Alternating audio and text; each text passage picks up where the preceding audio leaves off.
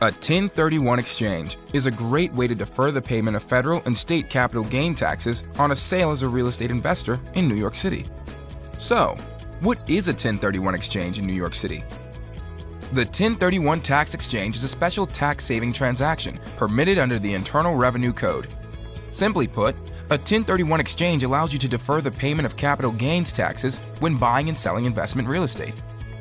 The 1031 like-kind exchange originally started as a way for farmers and ranchers to trade livestock with each other without incurring capital gains tax. A 1031 exchange is also known as a like-kind exchange or 1031 tax-deferred exchange. 1031 transactions are only allowable for investment, trade, or business use real estate.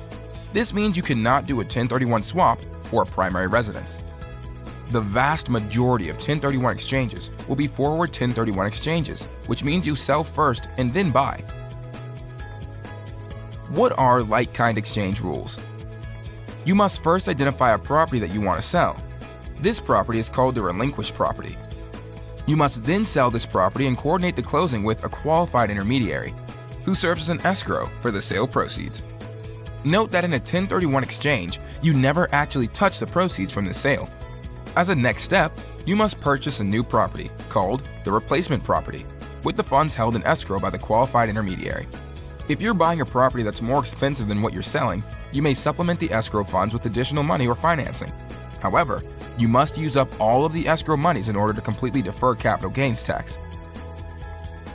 How long does a 1031 exchange take? You have a limited amount of time to complete a 1031 exchange. The clock begins on the closing date of the relinquished property.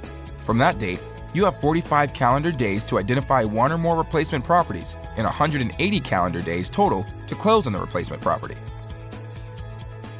Is there a minimum holding period for a 1031 exchange? There is no minimum required holding period for a replacement property that was purchased through a 1031 tax-deferred exchange. With that said, immediate flips are not encouraged, as you're supposed to go into a 1031 exchange with an investment intention. It's never a good idea to buy and sell real estate frequently in New York City, because high closing costs on both sides will reduce the value of your investment over time. To calculate buyer and seller closing costs in New York City, visit our interactive closing cost calculator at www.hauseit.com.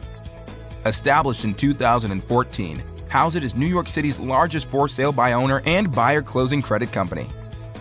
To request a Hauseit buyer closing credit on your 1031 exchange purchase, visit www.hauseit.com.